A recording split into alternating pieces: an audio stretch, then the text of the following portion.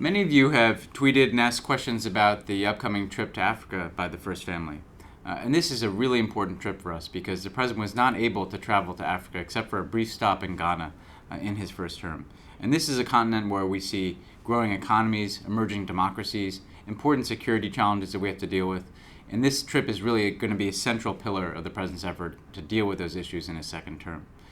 He will be joined by his family, including the First Lady, who also recently traveled to South Africa herself, where she was able to speak with young people, promote our agenda of youth and women's empowerment, and meet with Nelson Mandela.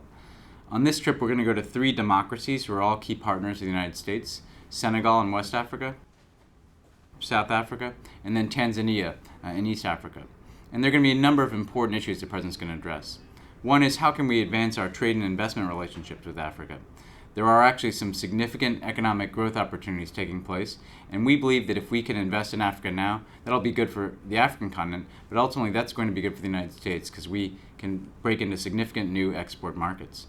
We're also going to talk about our development programs, and Africa has clearly been a centerpiece of our development policy on issues like global health and fighting HIV/AIDS, promoting food security, and helping to power Africa to connect them to the grid of the global economy, which will also help foster greater economic growth and closer economic ties.